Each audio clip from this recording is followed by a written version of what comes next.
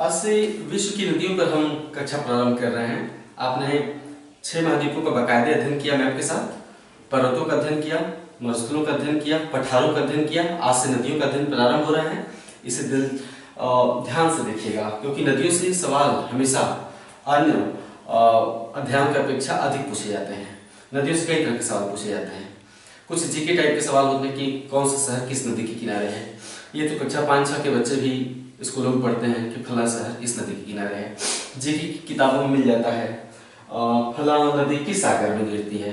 लेकिन जब तक मैप में न देखें आप कि फला शहर इस नदी के किनारे है, ये नदी कौन से सागर में गिर रही है, क्योंकि रटा हुआ याद कैसे रहेगा कि ये नदी इसी सागर में गिर रही है। जैसे पो नदी आपने रट लिया एड्रियाटिक सागर में गिर रही है, ये हमेशा नहीं याद रहने वाला है। कभी भी आप कंफ्यूज हो जाएंगे अगर आप जानते नहीं कि एड्रियाटिक सागर किधर है यूरोप के। ये देख लेना बहुत ही आवश्यक होता है। तो इसीलिए हम मानचित्र से पढ़ाएंगे। आज यूरोप की नदियां पढ़ाएंगे, उसके बाद हम यूरोप की नदियों के बाद बारी बारी अलग अलग महाद्वीपों की नदियां पढ़ाएंगे। यूरोप की नदियों से सवाल भी प्राय अक्सर आते हैं, क्योंकि नदियां काफी छोटी छोटी हैं, छोटी छोटी नदियां हैं, इसलिए यहाँ पर फंसने की गुंजाइश ज्यादा होती है, इसलिए ज्यादा सवाल आते हैं। और तो चलिए हम प्रारंभ करते हैं मैप्स से बकायदे समझते हुए। नदियों से हमने बताया थोड़ी देर पहले कि 2 तरह के सवाल आते हैं, शहर और मुहाना। और भी बहुत तरह के सवाल आते हैं कि कौन सी नदी घाटी में कौन सा खनिज क्षेत्र पाया जाता है। जैसे कि आपने सुना होगा कि रूर बेसिन जर्मनी में है, तो आपको पता है रूर एक नदी है जर्मनी की। रूर बेसिन यूरोप का औद्योगिक हृदय स्थल। तो कौन सा खनिज क्षेत्र या फिर किस नदी घाटी में कौन सा अनाज पैदा होता है, ये सभी सवाल पूछे जाएंगे आपसे बारीक जानकारी की अपेक्षा होती है सामान्य अध्ययन में। आपसे जीके की नहीं, आपसे सामान्य अध्ययन जीएस की अपेक्षा होती है आयोग को। तो जीएस को कभी भी जीके या लूसेंट जैसी किताबों से तैयार करना संभव ही नहीं है। आप कितना भी लूसेंट पढ़ते जाइए, आप हमेशा बहुत ही खराब प्रदर्शन करके आएंगे सिर्फ लूसेंट के आधार पर जाएंगे। तो बेहतर प्रदर्शन के लिए भूगोल को हमेशा मैप से पढ़ना जरूरी है, जो कि आप मेरे साथ कर रहे हैं। आइए यूरोप की नदियां आज देखते हैं। पहला क्लास है नदियों का। पहले हम जर्मनी की 4 नदियों से स्टार्ट करेंगे। ये वाला हिसाब देख रहे हैं, ये जर्मनी है। जर्मनी में उत्तर दिशा में 3 सागर बहते हैं जो कि तट तक पहुंचते हैं। तट तक देखिए पहुंच रहे 3 नदी, राइन, एल्ब, ओडर। जर्मनी में 3 नदियां, प्रमुख नदियां उत्तर में प्रवाहित होती हैं, राइन, एल्ब, ओडर। और एक नदी जर्मनी से निकलकर आ जाती है काला सागर। ये काला सागर, कैस्पियन सागर। तो जर्मनी की 4 नदियों की मैंने बात की, राइन, एल्ब, ओडर, डेन्यूब। राइन, एल्ब, ओडर उत्तरी सागर में गिरते हैं और डेन्यूब काला सागर में गिर रहा है। आपको पता ही है कि यूरोप के उत्तर में जो सागर है उसे उत्तरी सागर कहते हैं। सिंपल सी बात है, यूरोप के उत्तर में उत्तरी सागर। ये देख रहे हैं 2 द्वीप हैं, इन्हें हम कहते हैं ब्रिटिश द्वीपपुंज। ब्रिटिश द्वीपपुंज के पूर्व में और जर्मनी के उत्तर में जो सागर है उसे क्या कहते हैं, उत्तरी सागर। और यूरोप के दक्षिण में जो सागर उसे क्या कहते हैं, भूमध्य सागर। स्वाभाविक सी बात है। खास बात यह है कि यूरोप की बहुत ही कम नदियां भूमध्य सागर में आती हैं। ज्यादातर नदियां उत्तर की दिशा में बहती हैं, या फिर काला सागर में या कैस्पियन सागर में। उत्तर सागर में या काला सागर में या कैस्पियन सागर में।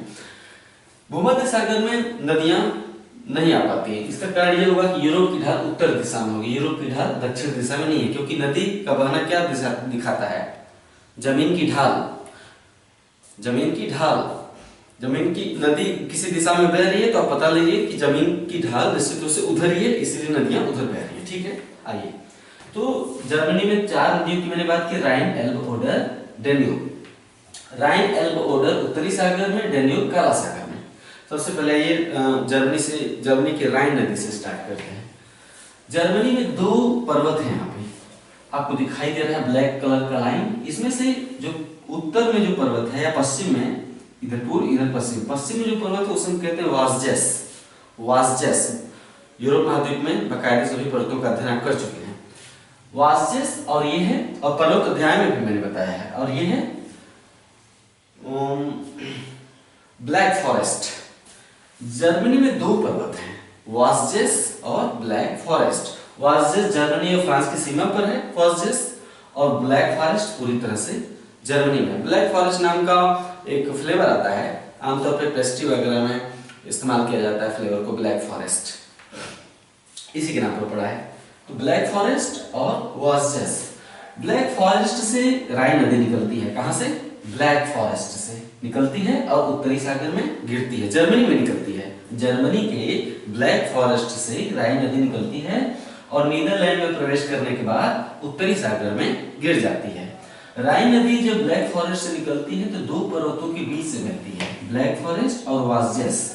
ब्लैक फॉरेस्ट और वाज़जेस दोनों ब्लॉक माउंटेन है, ब्लॉक पर्वत। दो ब्लॉक पर्वतों के बीच जो भ्रंश घाटी है उसमें राइन नदी बहती है और नीदरलैंड में प्रवेश करने के बाद उत्तरी सागर में गिर जाती है। राइन नदी के मुहाने पर नीदरलैंड का एक बंदरगाह है, बंदरगाह का नाम है रॉटरडम बंदरगाह। ये ब्लैक स्पॉट देख रहे हैं, ये नीदरलैंड का बंदरगाह है रॉटरडम। नीदरलैंड में दो ही शहर महत्वपूर्ण है, एक एम्स्टर्डम नीदरलैंड की राजधानी है और रॉटरडम सबसे बड़ा बंदरगाह है। जैसे भारत का सबसे बड़ा बंदरगाह मुंबई, उसी तरह नीदरलैंड का सबसे बड़ा बंदरगाह रॉटरडम। रॉटरडम न केवल नीदरलैंड का बल्कि पूरे यूरोप का सबसे बड़ा बंदरगाह है। पूरे यूरोप का सबसे बड़ा बंदरगाह कौन सा है? रॉटरडम। सवाल पूछा जाता है कि यूरोप का सबसे बड़ा व्यापारिक बंदरगाह कौन सा है या सबसे व्यस्त बंदरगाह कौन सा है? जो बड़ा होगा वही व्यस्त होगा, तो सबसे व्यस्त है या सबसे बड़ा बंदरगाह कौन सा है? रॉटरडम। किस नदी के मुहाने पर है? राइन नदी के मुहाने पर है। बंदरगाह क्या करता है? बंदरगाह क्या करता है? देश का बना हुआ सामान बाहर ले जाता है। बंदरगाहों से देश भर का बना हुआ सामान बंदरगाह पे इकट्ठा हो जाता है और उस बंदरगाह से कोई बड़ा जहाज लादता है और अमेरिका में ले जाता है और यूरोप के फ्रांस, स्पेन, पुर्तगाल तक पहुंचाता होगा। भाई अगर यहाँ से कोई सामान लादा जाता है तो यहाँ यूरोप के भी देशों को पहुंचाता होगा जहाज, अमेरिका में भी पहुंचाता होगा। इस तरह जहाजों का बड़े पैमाने पर आना जाना है। न केवल सामान ले जाए जाते हैं बल्कि अमेरिका जैसे देशों में जो सामान निर्मित होता है, यहाँ जिस चीज की डिमांड है भेजा तो जाता ही है, जिन चीजों का डिमांड है उसे मंगाया जाता है यहाँ से या अमेरिकन देशों से। अटलांटिक सागर के पश्चिम में अमेरिकन देश है। तो बंदरगाह क्या करते हैं? बने हुए सामान को ले जाते हैं और जिस चीज की डिमांड है उसे मंगाया जाता है बंदरगाह तक, ताकि यहाँ के निवासियों की आवश्यकता पूरी हो सके। बंदरगाह यही करते हैं ना, आयात और निर्यात। तो सबसे व्यस्त, सबसे बड़ा व्यापारिक बंदरगाह रॉटरडम। जहाज यहाँ पर सामान उतारते हैं, फिर छोटे जहाज उसे दोबारा लादते हैं। बड़े जहाज सामान उतारते हैं, छोटे जहाज उसे अपने ऊपर लादते हैं और राइन नदी के रास्ते से होकर यूरोप के अंदर के देशों तक सामान पहुंचाया जाता है। समझ रहे हैं? यानी इस क्रिया में केवल समुद्र व्यापार नहीं हो रहा है, नदी भी आंतरिक जल परिवहन का काम करती है। जैसे भारत में NH1 कौन है? गंगा नदी। NH1 राष्ट्रीय जलमार्ग 1 हल्दिया से लेके इलाहाबाद तक। उस राष्ट्रीय जलमार्ग क्यों? क्योंकि उससे परिवहन की संभावना है, थोड़ी बहुत होता भी है। गंगा नदी को परिवहन के लिए उतना डेवलप नहीं किया जा सका है, संभावना बहुत है, लेकिन राइन नदी को परिवहन के लिए खूब डेवलप किया गया है। आप जाएंगे जर्मनी में तो देखेंगे कि राइन नदी में खूब हॉर्न बजाते हुए जहाज भागे चले जा रहे हैं सामान लेकर। समझ गए? तो तथ्य यह है कि रॉटरडम यूरोप का सबसे बड़ा बंदरगाह है और राइन नदी यूरोप का सबसे व्यस्त आंतरिक जल परिवहन मार्ग है। व्यस्त आंतरिक जलमार्ग भी लिख सकते हैं, परिवहन ना लिखें तब भी चलेगा। राइन नदी पूरे यूरोप का सबसे व्यस्त आंतरिक जलमार्ग है। बंदरगाह सबसे व्यस्त है, सबसे बड़ा है, तो जलमार्ग भी, जो राइन नदी का जलमार्ग है वो भी सबसे व्यस्त होगा। ठीक, ओके। राइन नदी को कोयला नदी भी कहते हैं। राइन नदी को जर्मनी में कोयला नदी भी कहते हैं। क्यों? क्योंकि राइन नदी की घाटी में कोयला पाया जाता है। यूरोप का सबसे बड़ा कोयले का भंडार राइन नदी की घाटी में। अगर रूस को छोड़ दें तो यूरोप का कोयले का सबसे बड़ा भंडार पाया जाता है। जब यूरोप में औद्योगिक क्रांति हो रही थी तो कोयला कहां से आ रहा था? जर्मनी के रूर प्रदेश से आ रहा था। जर्मनी के रूर प्रदेश में कोयले का बड़ा भंडार है। यूरोप की औद्योगिक क्रांति के लिए जो ईंधन चाहिए था वो ईंधन कहां से आया? रूर प्रदेश से। होता ये है कि राइन की एक सहायक नदी है, उस सहायक नदी का नाम है रूर। राइन की एक सहायक नदी है, उस सहायक नदी का नाम है रूर। ये रूर दिख रहे हैं, ये रूर नदी है, राइन नदी। तो रूर और राइन के बीच का जो क्षेत्र है, क्यों ना हम इसे स्केच पेन से काले रंग से कर दें ताकि हम दिखा सकें कि कोयले का क्षेत्र है। तो राइन और रूर नदियों के बीच का जो क्षेत्र है उसे हम कहते हैं रूर बेसिन। राइन और रूर नदियों के बीच के क्षेत्र को रूर बेसिन कहते हैं। रूर बेसिन में कोयला होता है, इसीलिए जर्मनी को भी कोयला नदी कहा जाता है। ठीक है? रूर प्रदेश को रूर बेसिन या रूर प्रदेश को जर्मनी का काला प्रदेश भी कहते हैं। इसके अलावा रूर प्रदेश को यूरोप का औद्योगिक हृदय स्थल भी कहते हैं। दो नाम से जाना जाता है रूर बेसिन को, जर्मनी का काला प्रदेश, पूरे यूरोप का औद्योगिक हृदय स्थल। ये हो गई राइन नदी के विषय में जानकारी, मैंने बताया 2 पर्वतों से निकल रही है। इसके अलावा ब्लैक फॉरेस्ट से एक और नदी निकलती है, दक्षिण में प्रवाहित हो जाती है। राइन नदी तो उत्तर में प्रवाहित होती है, डेन्यूब नदी ब्लैक फॉरेस्ट से निकलकर दक्षिण में प्रवाहित होती है, काला सागर में गिरती है। यूरोप महाद्वीप में सारा कुछ पढ़ चुके हैं। डेन्यूब नदी काला सागर में गिरने से पहले यूरोप के 5 देशों की राजधानियों से होकर गुजरती है। उन 5 देशों की राजधानियों का नाम बताइए कमेंट में। यूरोप महाद्वीप में सारा बताया जा चुका है, हम यहाँ 5 देशों की राजधानियों के नाम नहीं बताएंगे। क्यों? क्योंकि हम अपेक्षा करते हैं कि आप पढ़ चुके हैं और याद रख रहे हैं। ठीक है, तो डेन्यूब नदी ब्लैक फॉरेस्ट पर्वत से निकलकर काला सागर में गिरती है, 5 देशों की राजधानियों से होकर गुजरती है। जर्मनी में इसके अलावा 2 अन्य महत्वपूर्ण नदियां हैं जो सागर तट तक पहुंचती हैं, एक है एल्ब, दूसरा है ओडर। एल्ब के तट पर जो प्रमुख शहर है जर्मनी का, उसे हम कहते हैं हैम्बर्ग। हैम्बर्ग नाम सुना होगा, हैम्बर्ग जो जर्मनी का शहर है एल्ब नदी के तट पर है। ये है ब्लैक एंड रेड जो स्पॉट है, अंदर ब्लैक बाहर रेड घेरा। इस तरह से हम राजधानियों को बनाते हैं, जैसे फ्रांस की राजधानी ये पेरिस और जर्मनी की राजधानी बर्लिन। तो जर्मनी की जो राजधानी यहाँ बर्लिन है, छोटी सी नदी के किनारे है, वो नदी तट तक नहीं पहुंचती है, छोटी नदी के किनारे है जर्मनी की राजधानी बर्लिन। किस नदी के किनारे है? स्प्री। बर्लिन स्प्री नदी के किनारे है जर्मनी की राजधानी। आमतौर पर जब ऑप्शन आता है कि बर्लिन किस नदी के किनारे है, लोग फटाक से राइन नदी मारना पसंद करते हैं विकल्प में। क्यों? क्योंकि जर्मनी की राइन नदी बड़ी फेमस है, लोग सोचते हैं कि जर्मनी भी राइन नदी के किनारे होगा, ऐसा नहीं है। बर्लिन स्प्री नदी के किनारे है। इसके पूर्व में ओडर नदी है। 3 नदियां हमने बताया उत्तर में, उत्तरी सागर में गिरने वाली, राइन एल्ब ओडर, राइन एल्ब ओडर। इस तरह से बार बार दोनों चीजें याद हो जाती हैं, राइन एल्ब ओडर। और दक्षिण में काला सागर में डेन्यूब। ओके, ये हो गया जर्मनी की नदियां। फ्रांस की राजधानी पेरिस, पेरिस से होकर एक नदी प्रवाहित होती है, उस नदी का नाम है सीन। पेरिस किस नदी के किनारे है? सीन नदी के किनारे है फ्रांस की राजधानी। किस सागर में गिरती है? ये बीच का जो सागर है ना, ब्रिटिश द्वीपपुंज और फ्रांस के बीच में, ब्रिटिश द्वीपपुंज और फ्रांस के बीच में जो सागर, उसे हम कहते हैं इंग्लिश चैनल। इंग्लिश चैनल 2 समुद्रों को जोड़ता है, 2 समुद्रों को जोड़ता है। एक उत्तरी सागर, पश्चिम में कौन सा महासागर है? अटलांटिक महासागर। उत्तरी सागर और अटलांटिक महासागर को जोड़ने वाले संकरे समुद्र को क्या नाम दिया गया है? English channel. ओके, ये इंग्लिश चैनल में गिरती है सी नदी। ये इटली, दक्षिण में जो भूमध्य सागर की ओर लटका हुआ देश होता है साउथ में, इसे हम कहते हैं इटली। हमने बताया था यूरोप महाद्वीप पढ़ाते समय कि इटली के उत्तर में जो पर्वत है, इटली काफी हद तक भारत की तरह है। भारत के उत्तर में हिमालय है, तो इटली के उत्तर में आल्प्स है। ओके, इटली के उत्तर में आल्प्स है। आल्प्स से एक नदी निकलती है। आल्प्स का सर्वोच्च शिखर बताइए कमेंट में। आल्प्स का सर्वोच्च शिखर और पूरे यूरोप का सर्वोच्च शिखर बताइए कमेंट में। ठीक है, आल्प्स से एक नदी निकलती है, नदी का नाम है पो, पीओ, पो, इतना ही छोटा नाम है। पो नदी की घाटी, पो नदी यहां से निकलती है, आल्प्स से गिरती है एड्रियाटिक सागर में। भूमध्य सागर ही है सारा ये, लेकिन भूमध्य सागर में सकरी सकरी 2 जो खाड़ियां हैं। इटली के पूर्व में जो खाड़ी है उसे हम कहते हैं एड्रियाटिक सागर। क्या? एड्रियाटिक सागर। यहाँ लिखा है पो नदी किस सागर में गिर रही है? एड्रियाटिक सागर में। तो एड्रियाटिक सागर में गिरती है पो नदी। पो नदी की घाटी जो है वो इटली में मैदानी क्षेत्र है। भाई किसी भी नदी के आसपास मैदान होता ही होता है। क्यों?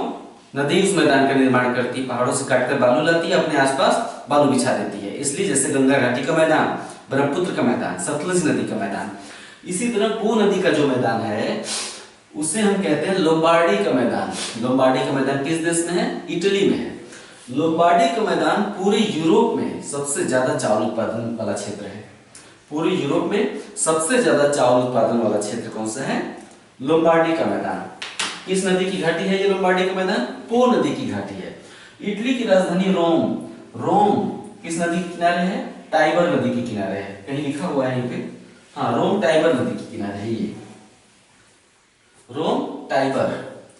तो रोम तट पर नहीं है, हमने बताया था यूरोप महाद्वीप, जो पिछला वीडियो यूरोप महाद्वीप का उसमें बताया है कि रोम तट पर स्थित राजधानी नहीं है, तट से थोड़ा अंदर है।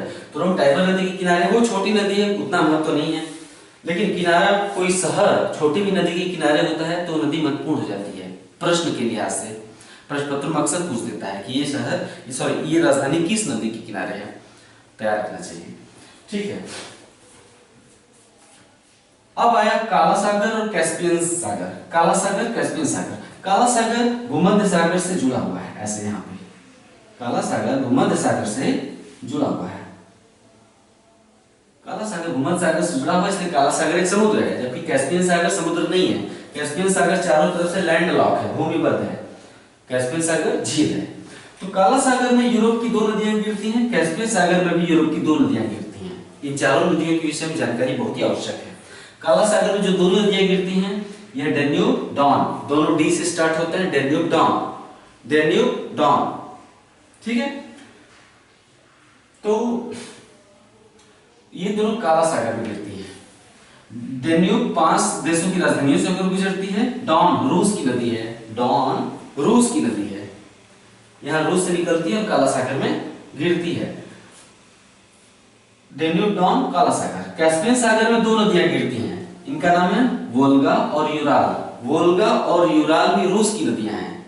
वोल्गा और यूराल और डॉन तीनों रूस की नदियां हैं। डॉन काला सागर, जबकि वोल्गा और यूराल कैस्पियन सागर। वोल्गा वल्दाई पहाड़ी से निकलती है, ये वल्दाई हिल है, वल्दाई पहाड़ी से निकलकर काला सागर में गिरती है, और यूराल पर्वत से निकलकर काला सागर में, सॉरी गलत बोल रहा हूं, वल्दाई पहाड़ी से निकलकर वोल्गा, ये VOL देख रहे हैं, ये वोल्गा नदी का संक्षेप में नाम है। वोल्गा वल्दाई पहाड़ी से निकलकर कैस्पियन सागर में, और यूराल नदी यूराल पर्वत से निकलकर कैस्पियन सागर में। ठीक है, यूरोप की सबसे लंबी नदी वोल्गा है। देखिए ये घुमाव मैंने ज्यादा बनाया है, अगर इस घुमाव को आप सीधा करके व्यवहारिक तौर पर भी यहाँ देखें तो ये इसका धागा सबसे लंबा हो जाएगा, क्योंकि ये ज्यादा मुड़ा हुआ है। तो वोल्गा पूरे यूरोप की सबसे लंबी नदी है, महत्वपूर्ण चीजें याद रखिएगा। और वोल्गा नदी के तट पर रूस का एक यहाँ पे शहर है, उसका नाम है वोल्गोग्राद। वोल्गोग्राद, वोल्गा नदी के तट पर वोल्गोग्राद। और वोल्गोग्राद जो है, जो वोल्गा नदी की घाटी है, उसमें पेट्रोलियम पाया जाता है। रूस में जो वोल्गा नदी की घाटी है उसमें पेट्रोलियम पाया जाता है। तो वोल्गोग्राद यूरोप के सबसे बड़े तेल शोधन केंद्र में से एक है, यहाँ पर तेल शोधन होता है। भाई यूरोप के पश्चिमी क्षेत्रों में कहीं बहुत तेल का महत्वपूर्ण क्षेत्र तो है। यूरोप में सबसे ज्यादा तेल और एकमात्र शायद तेल का उत्पादन रसिया में ही होता है, रूस में। तो वोल्गोग्राद नदी की घाटी में तेल पाया जाता है, पेट्रोलियम। अब वोल्गोग्राद में रिफाइनरी है जहां पर पेट्रोलियम का शोधन होता है। ठीक है, यूराल नदी के बारे में आप सब कुछ जानते हैं, हमने ये भी पिछले वीडियो में सब बता चुका हूं। कैस्पियन सागर के उत्तर में, कैस्पियन सागर दुनिया का सबसे बड़ा झील है, खारा झील है, लेकिन कैस्पियन सागर, इसके उत्तर में 2 नदियां गिरती हैं, इसलिए उत्तरी कैस्पियन सागर में खारा कम पाया जाता है। क्यों? क्योंकि नदियां ताजा जल गिराती हैं, जहां ताजा जल गिरता है वहां खारापन कम हो जाता है, जबकि दक्षिणी कैस्पियन सागर में खारापन अपेक्षाकृत अधिक पाया जाता है। ये हो गया यूरोप की नदियों के विषय में विशेष जानकारी, इसे नोट कर लीजिएगा। यहाँ पे कौन सी नदी किस सागर गिरती लिखा हुआ है, बताने की जरूरत नहीं है, आप देख सकते हैं वीडियो को पॉज करके जितनी बारी से। इसके बाद हम इस तरह से जल्दी से जल्दी हम इसे डालेंगे, जल्दी खत्म करेंगे। आप बिल्कुल परेशान न होइए, मैं समझता हूँ आपकी जल्दीबाजी, एग्जाम सिर पर है, आप चाहते हैं कि जल्दी जल्दी खत्म कर दिया जाए। मैं किसी भी तरह से करके सारे इंपॉर्टेंट बातों को जल्दी से जल्दी खत्म करने का प्रयास करूंगा। एक बात और कहूंगा कि आप 3 विषयों को अपना रीढ़ बनाइए सामान्य अध्ययन के लिए। सामान्य अध्ययन में सभी विषयों पर परेशान मत होइए, 3 विषयों को अपना रीढ़ बनाइए। भूगोल को बना ही लीजिए। भूगोल को अगर आप मेरे साथ करेंगे तो अगर भूगोल से 35 सवाल आएंगे तो 28 से 30 से कम सही होने नहीं दूंगा मैं। 28 से 30 तो आप सही करेंगे ही करेंगे। करंट भी मैं कवर करवाऊंगा ही, लास्ट के 15 दिन में ही करवाऊंगा, लेकिन करवाऊंगा। तो इस तरह से करंट भूगोल के अलावा 2 सब्जेक्ट और बचे रह जाते हैं। मेरे मानिए तो इतिहास और विज्ञान को पकड़ लीजिए। अगर आप इतिहास और विज्ञान को पकड़ कर चलेंगे, साथ में भूगोल, करंट पढ़ लेंगे, ऐसे ही 100 पार हो जाता है। क्योंकि बाकी विषय भी तो आप थोड़ा बहुत जानते ही हैं। किन्हीं 3 विषयों पर अच्छा कमांड करिए और साथ में करंट, 100 ऐसे ही पार हो जाता है। अगर आप इकोनॉमिक्स और भारतीय राज्य व्यवस्था के विशेष अध्ययन नहीं भी करके जाएंगे तो प्रश्न पत्र अच्छा बनता है, इसलिए चिंता करने की कोई बात नहीं है। ठीक है, मिलते हैं फिर।